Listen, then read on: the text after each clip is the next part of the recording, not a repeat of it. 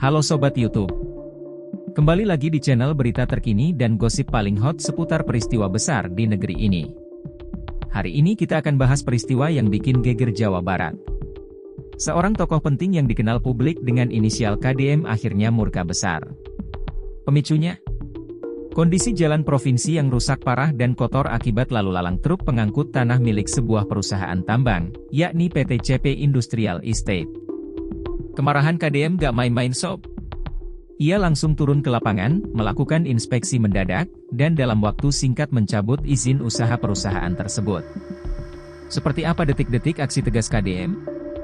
Dan bagaimana reaksi warga? Tonton sampai habis, karena semua fakta dan drama lengkapnya cuma ada di sini. Semua bermula dari keluhan warga di kawasan Cikalong Wetan, Kabupaten Bandung Barat. Warga mengaku jalan provinsi di wilayah mereka berubah drastis dalam waktu singkat. Yang dulunya jalan aspal halus, kini dipenuhi lubang besar, tanah berserakan, dan lumpur pekat. Bahkan saat hujan, jalan berubah jadi seperti kubangan tambang. Saat kemarau, debu tebal bikin warga harus pakai masker setiap hari. Setelah ditelusuri, kerusakan itu diduga kuat akibat aktivitas truk-truk pengangkut tanah milik PT CP Industrial Estate, sebuah perusahaan yang bergerak di bidang penambangan tanah untuk keperluan industri dan properti. Truk-truk besar milik perusahaan tersebut beroperasi sepanjang hari tanpa henti.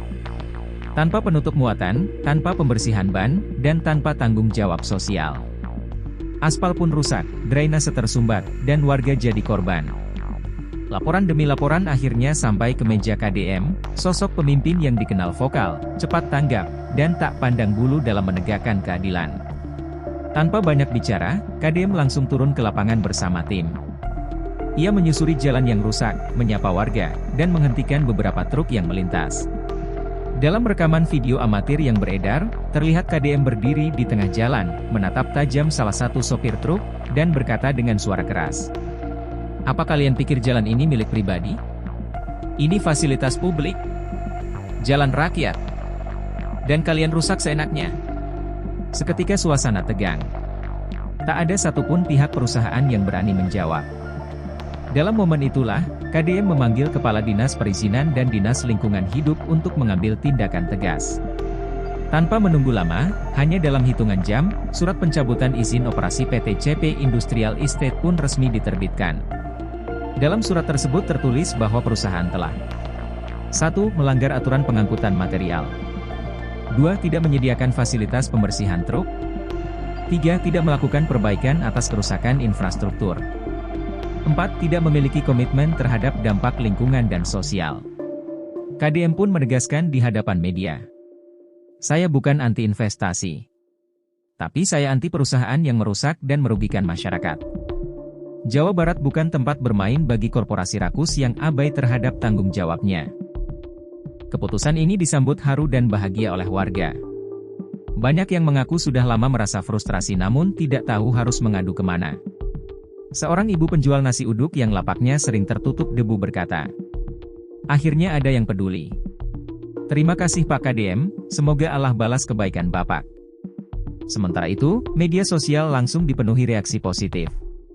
Tagar KDM berani dan save jalan rakyat jadi trending di Twitter dan TikTok. Warganet memuji ketegasan KDM. Inilah pemimpin sejati. Gak takut lawan perusahaan besar.